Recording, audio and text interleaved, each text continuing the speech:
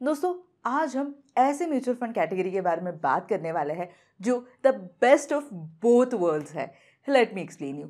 Large caps उन लोगों के लिए है जिनके लिए रिटर्न्स ठीक ठाक चलेंगे बट ज़्यादा वोलेटाइल नहीं होने चाहिए।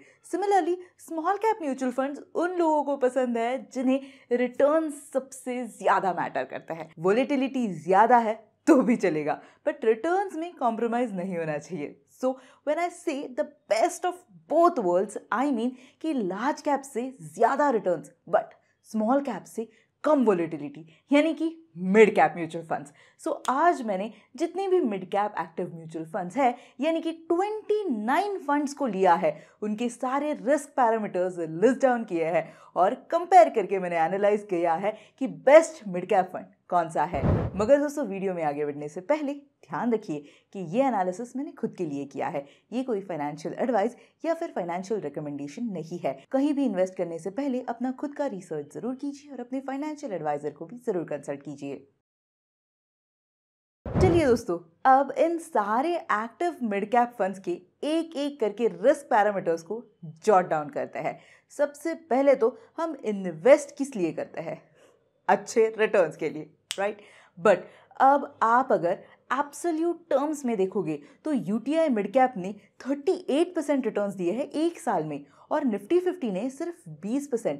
अब आप कहोगे कि वाह भाई, इसने 20% ज़्यादा रिटर्न्स दिए हैं, मगर आप मिड कैप और लार्ज कैप को ऐसे ही कंपेयर नहीं कर सकते हो। That's not a right approach. आपको इस फंड को अपने इंडेक्स यानी कि मिड कैप 150 से कंपेयर करना होगा और आप रियलाइज़ करोगे कि यार इस फंड ने तो इंडेक्स जितने भी रिटर्न्स नहीं लाए हैं।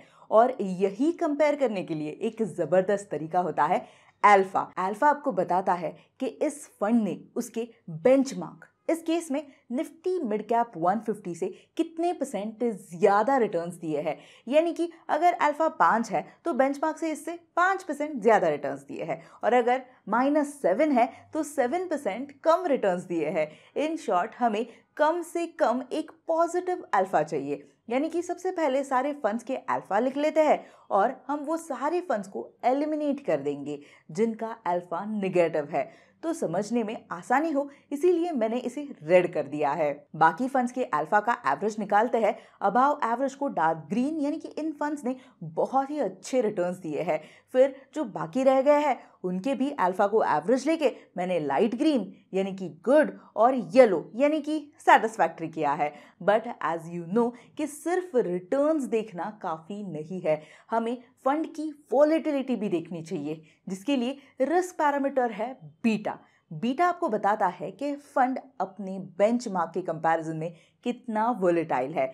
बेंचमार्क का बीटा 1 होता है, तो अगर आपके फंड का बीटा 1 से ज़्यादा है तो वो निफ्टी मिड कैप 150 से ज़्यादा वोलेटाइल है और जो हमें चाहिए वो है बीटा 1 से कम, यानी कि बेंचमार्क से कम वोलेटाइल। सो सबसे पहले उन सारे फंड्स को रेड कर देते हैं जिनका बीटा 1 से ज़्यादा है।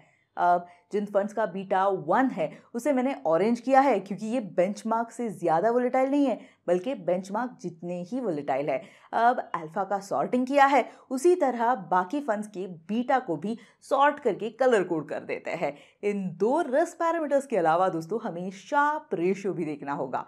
शार्प रेशियो हमें बताता है कि कितने ज़्यादा रिटर्न्स लाने के लिए उस फंड ने कितनी ज़्यादा रिस्क ली है। ये नंबर जितना ज़्यादा उतना बेटर होता है, एक तो कम से कम होना चाहिए। सो दोस्तों, जिन फंड्स का शार्प रेशियो 1 से कम है उन्हें मैंने रेड कर दिया है, बाकी फंड्स का एवरेज लेते हुए कलर कोड कर देते हैं। दोस्तों, मैंने जो लास्ट म्यूचुअल फंड पे वीडियो बनाया था उसमें मुझे एक बहुत ही इंटरेस्टिंग कमेंट आई थी। किसी ने मुझे पूछा था कि मैम आपने बेस्ट म्यूचुअल फंड तो बता दिया, लेकिन अगर आप एक म्यूचुअल फंड डिस्ट्रीब्यूटर बनना है तो वो कैसे बनता है, ये बता दोगे तो मज़ा आ जाएगा। और वैसे भी एक म्यूचुअल फंड डिस्ट्रीब्यूटर यानी कि एमएफडी एक ऐसी अपॉर्चुनिटी है जिसे आप एक नया इनकम सोर्स बिल्ड कर सकते हैं। म्यूचुअल फंड डिस्ट्रीब्यूटर क्या करता है? बेसिकली ये अपने इन्वेस्टर्स की फाइनेंशियल नीड्स को फुलफिल करते हैं एंड उनके फाइनेंशियल गोल्स और रिस्क को ध्यान में रख के एक फाइनेंशियल प्लान बनाते हैं।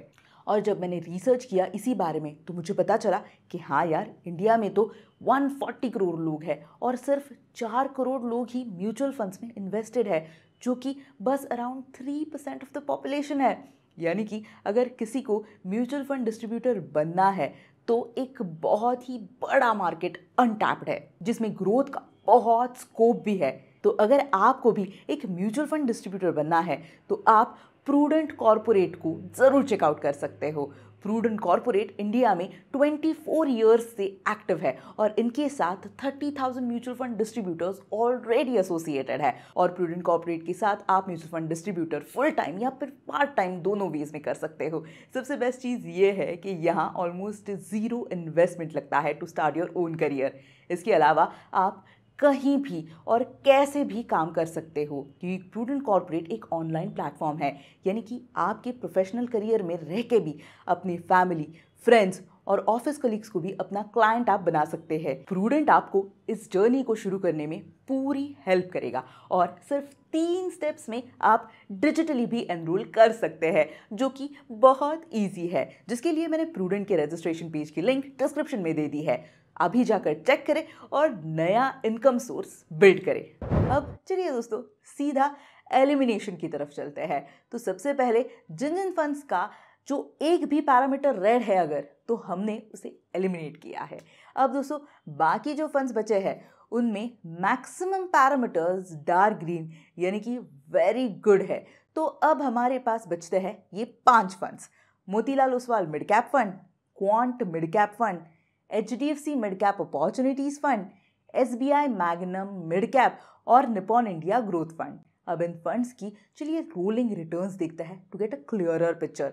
सबसे पहले 5 साल के रोलिंग रिटर्न्स देखते हैं। तो ये जो ग्रे कलर की लाइन है ये निफ्टी मिड कैप 150 की है और सबसे अच्छा परफॉर्मेंस यहाँ पर क्वांट मिड कैप का ही है, ये ब्लू लाइन। वही ये जो ग्रीन लाइन है ये देखिए SBI मैग्नम की है, इसने आधे टाइम बेंचमार्क जितने रिटर्न्स नहीं लाए हैं, रीसेंट टाइम्स में तो बेंचमार्क से कम ही लाए हैं। वही ये पर्पल कलर की लाइन ऑलमोस्ट बेंचमार्क की जैसे ही जा रही है, जो कि है HDFC mid cap opportunities. वेराज SBI और HDFC के कंपैरिजन में मोतीलाल ओसवाल मिड कैप और निपॉन इंडिया ग्रोथ फंड ने काफ़ी बेटर परफॉर्म किया है। वही अगर हम रिटर्न्स भी देखेंगे इस पॉइंट पे तो क्लियरली वी सी की 3 funds are better. Number 2 spot share करते हैं मोतीलाल ओसवाल मिड कैप और निपॉन इंडिया ग्रोथ फंड। और मिड कैप की कैटेगरी में सबसे अच्छा performance in terms of rolling returns और रिस्क पैरामीटर्स है क्वांट मिड कैप फंड।